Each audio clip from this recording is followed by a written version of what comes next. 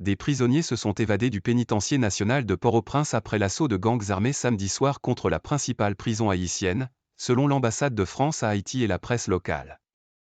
Le climat d'insécurité en Haïti continue de se détériorer. Dernier épisode en date, des prisonniers se sont évadés, samedi 2 mars au soir, du pénitencier national de Port-au-Prince après qu'il a été pris d'assaut par des gangs armés, selon l'ambassade de France à Haïti et la presse locale.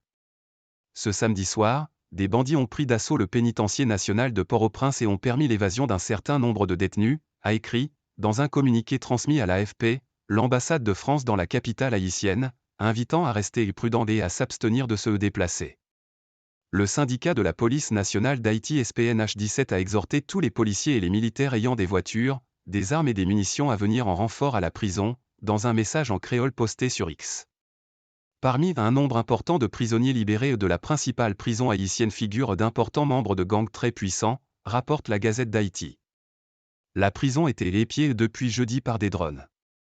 Plusieurs prisonniers de droit commun, des chefs de gangs connus et des inculpés dans l'assassinat du président Jovenel Moïse étaient incarcérés dans cette prison située à quelques centaines de mètres du Palais national, ajoute le quotidien haïtien Le Nouvelliste, qui dit ne pas avoir de détails sur le nombre ou le profil des détenus évadés.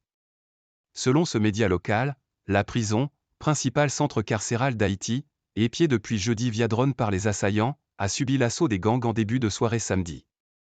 Depuis jeudi, Port-au-Prince est le théâtre de violences perpétrées par des gangs armés affirmant vouloir renverser le Premier ministre Ariel Henry, actuellement absent de la capitale, selon le Nouvelliste.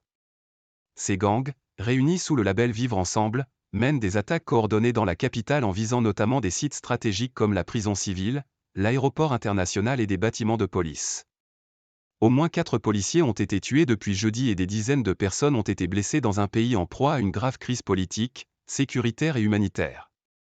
Avec AFP.